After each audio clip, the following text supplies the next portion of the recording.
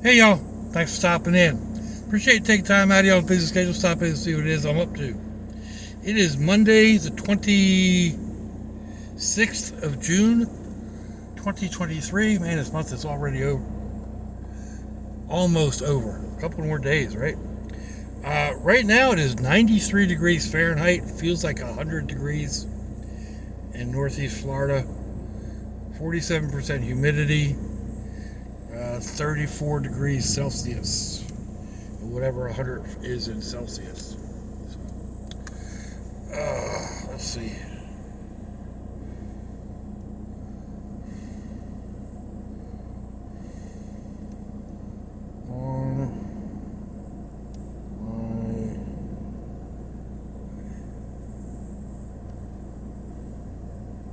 Nope, hit the right letters.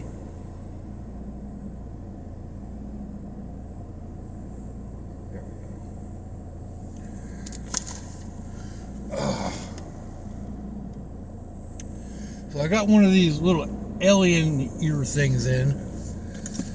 Alien is not a term for them actually, but it's what I call them.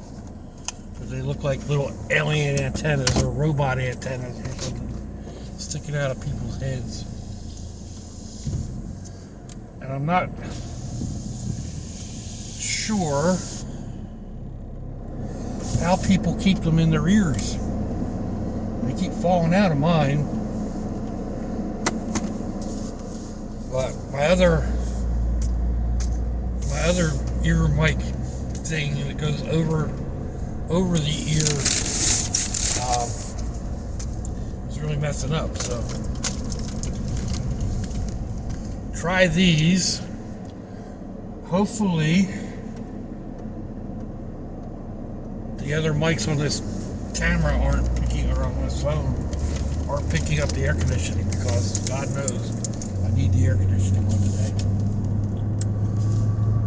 We are off to my daughter's house. Gotta get rid of that stuff on the dashboard for dinner. So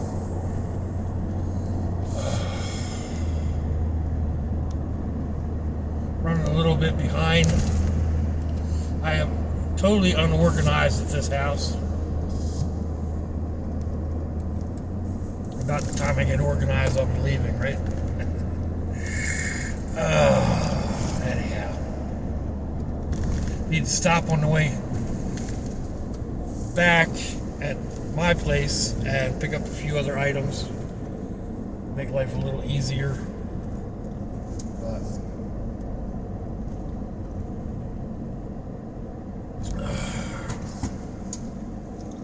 last night, yesterday afternoon, I went over to the Hart Sons and the two boys. We're going to change out the back hatch on this, because this has got problems. Fortunately, when they went to put the other one on, it didn't fit.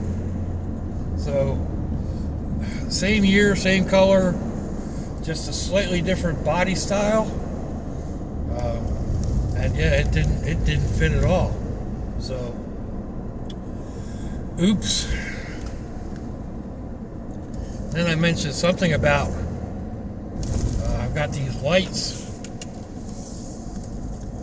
and I have to figure out a way to run them, because I couldn't find a hole in the firewall. So I showed that to them, and they looked at it a couple minutes. The next thing I know, they're taking my truck apart.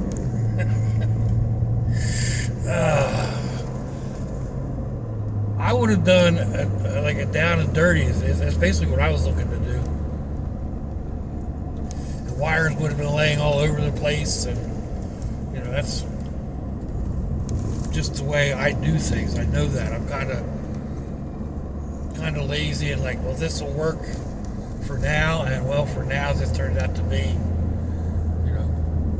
until it breaks. So, but I've got some video on it, short little pieces, because neither one of them really want to be on video. But they did a really neat job. The only problem is the lights that we put on. I'm not crazy about the position I chose, because they're right at the base of the windshield pillars, and the lights light up my hood really well. But they don't throw as far as I thought they would. It could be the type of light that I'm using. So, excuse me. But they did a really neat job. And I just commented on a video that Granddad as an old man put out. He took 2 Poundland, which is the same as our Dollar Tree.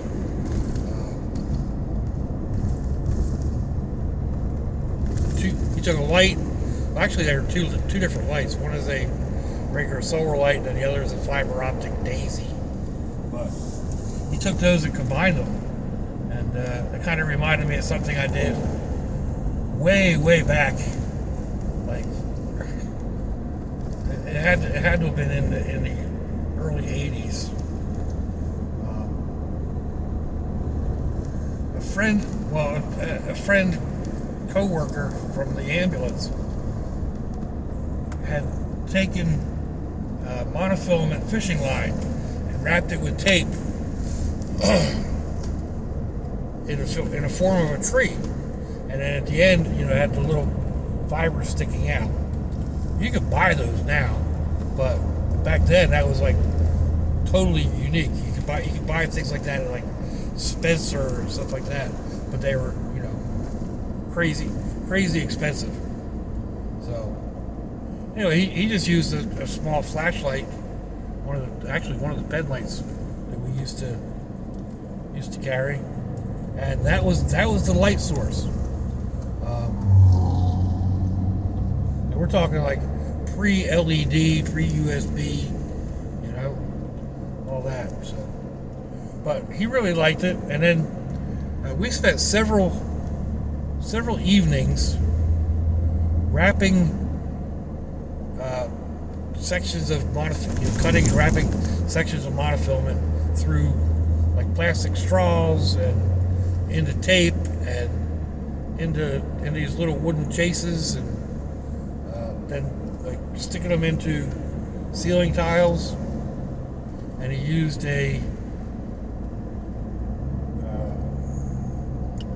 one of those old-fashioned, can't think of the name of it, a rotating light wheel. Like it's got the bulb in it, and then the motor rotates around. It's got these different color filaments, so like yellow and green and blue and red and whatever. So as it rotated, the light would shine through the end of the monofilament, and then transfer out, like the stars would twinkle. So that took forever, like days, if not weeks. And it was a cool effect.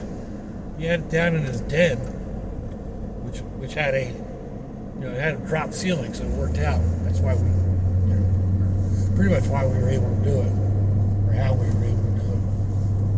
Just working one tile at a time. But anyway, I kind of commented on Granddad's channel that I would have probably have done almost the same thing, like just because he took it all apart, extended wires and all that stuff that I don't know how to do, don't do. It's just like all super finicky and tiny little solder joints and all that. Yeah, not for me. But I probably would have just taken a plastic straw and made it fit around the LED, and then down into where the light was for the fiber optic daisy. Would it have worked? I don't know. It would have taken all of maybe 10 minutes to do. So if it didn't work, no big deal. But that was my thought when I saw what he was doing. Because again, I just get in and do the down and dirty, easiest way. But even while I was commenting on that, I was thinking about See? Hopefully it's still working.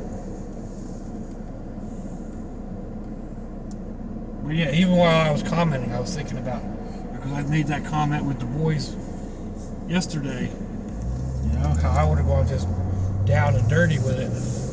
And they're like, you know, cutting holes in the hood, running wires, and I mean, it's a very neat looking job. You can't, you know, you can't see hardly any of the wire. And they bundled it all up real nicely, so, you know, followed wiring looms and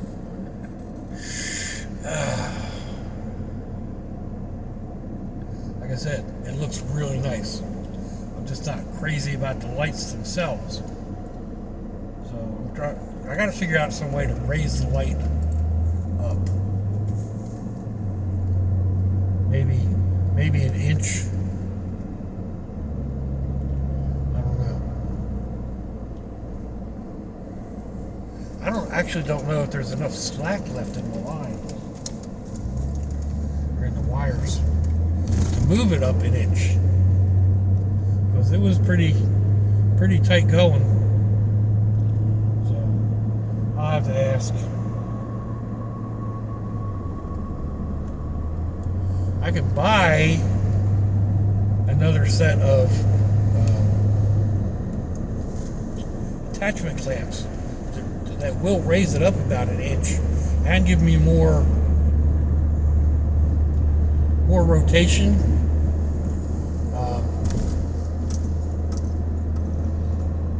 So maybe that would help throw it further, throw the blade further. But I could also, I don't know, maybe use a small plastic block, stack up some plastic washers, and use that.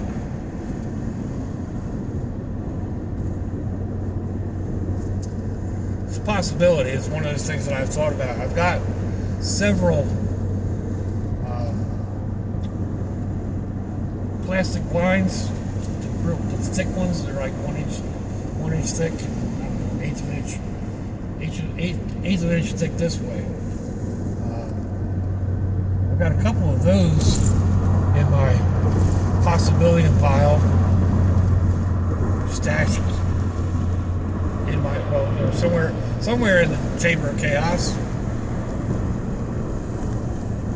A couple of those cut and glued together. I probably need 8 or 9 of them in a stack.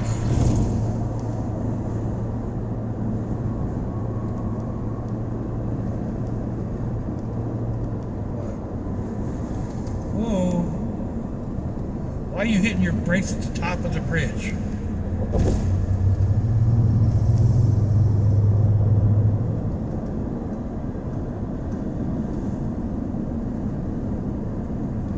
They also looked at the truck, because I was talking about that warbling, whiny noise that I keep hearing, and I couldn't figure out what it was.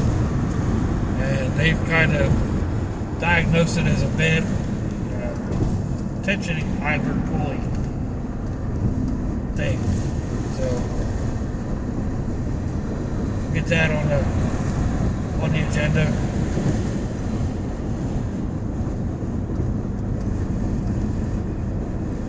I kind of thought that might be it, but I couldn't tell. I couldn't make it do what they were able to do, like move the belt and check the time, check the idler. So something I would have done ages ago. But for the most part, all my tools are at my son's house. So like when I moved the last time, I had some tools, but most of them went to his house. I do have like a small ratchet set in the truck, and you know, some odds and ends, hammers and wrenches, stuff like that. For the most part, all my tools are at his place, because he does all the work for me. You know, I I don't have the strength in my hands. I don't have the, my shoulders give out too easy. I can't be bending over. I'm a rambling wreck.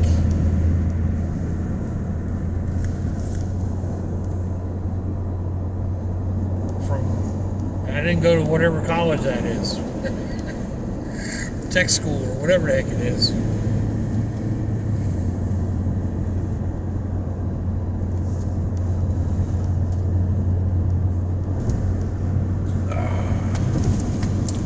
Be that as it may, I may be battered and broken.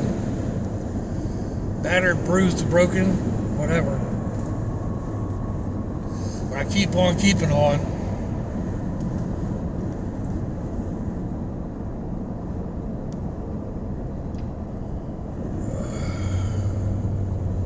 Keep on keeping on until I'm not keeping on. It's all we can do, right? It's one day at a time. That's what I say at the end of every video. We're not promised tomorrow. You have to make the most of what you got. So, anyhow, I've been got back into watching stealth camping videos.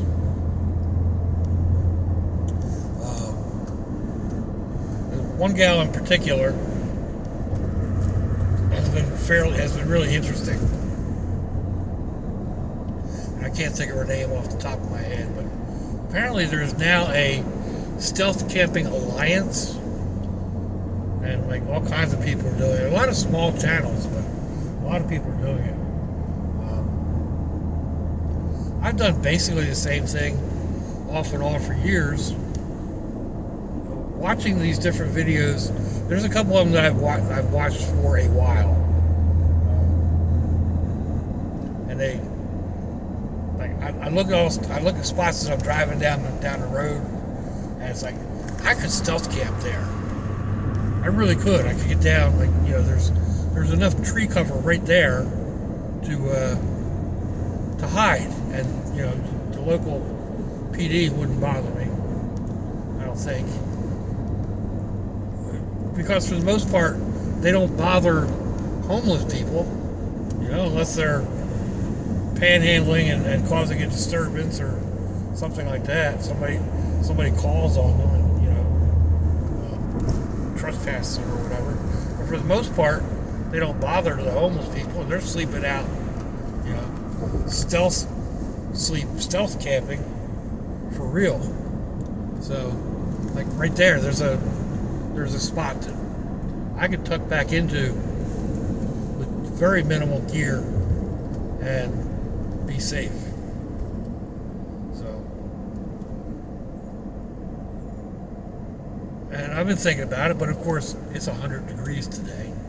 It probably won't drop below mid-80s.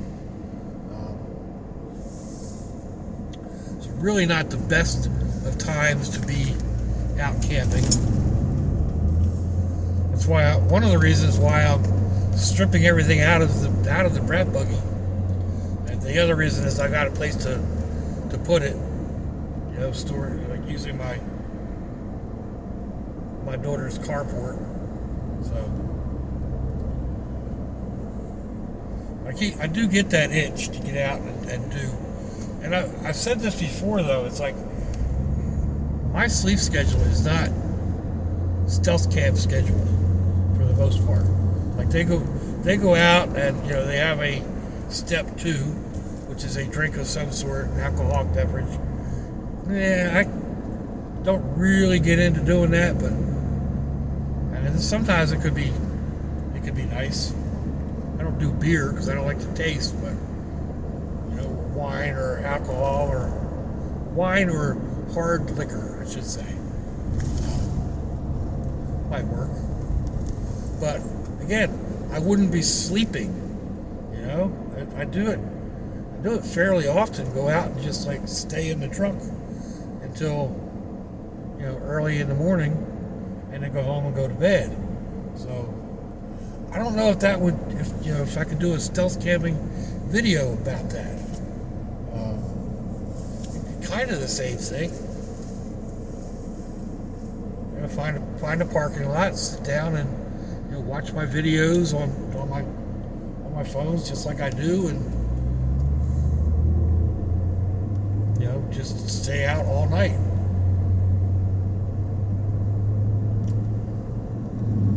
Because they do stealth car camping too. It's not just getting out and hiding in a bush somewhere with a tent.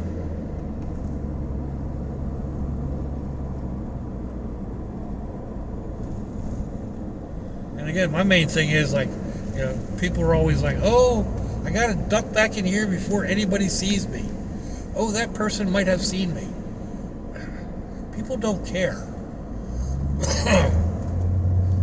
I talk about this all the time on the van dweller pages that I'm on. People that go out and do, they live in their van or go stealth camping in their vans, in their vehicles. For the most part, if you don't park in front of somebody's driveway, they ain't going to worry about you. If they see you sitting in the back of your car at Walmart, they don't care. If they even notice you. People they don't notice things like that. They'll walk right past you. You could be sitting there with the tailgate open and cooking dinner, and at most, somebody will say, how you doing? It's not, they don't get all about it and call the cops. Oh, there's a guy sitting here in this parking lot cooking dinner. Cops are going to be like, so?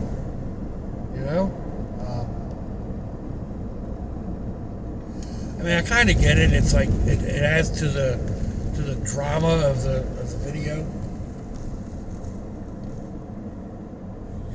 Oh, I've got to be quiet.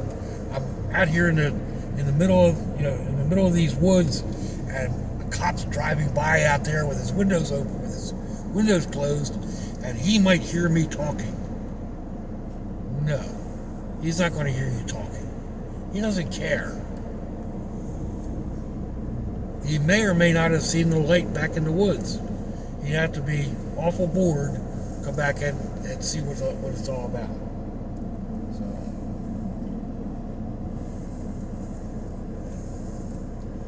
Like I said, I don't totally understand the whole stealth mentality, but that doesn't mean I'm not going to try and do it. Or do something similar to it. It's like I said, I do it, have done it, enjoy doing it.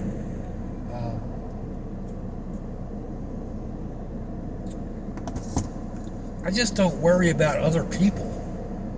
That's the main thing. But again, like I said, a lot of people, especially when they're first starting out in their vans or in their vehicles, sleeping in a parking lot, and they're constantly, every sound, like getting up and pulling down the curtain and peeking out, and oh, there's people out there, I have to be quiet. Those people out there don't care about you. And if your vehicle catches on fire, they'll call the fire department, but they're not going to, come up like, oh, there's somebody sleeping in there. People don't care. You're barely a blip on their radar.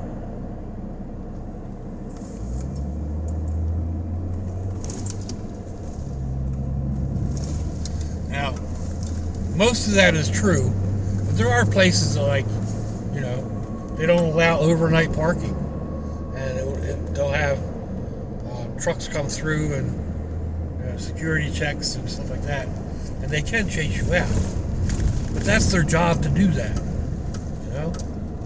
Some neighborhoods have neighborhood watch, and they recognize that there's a vehicle out of place, and they may or may not report you.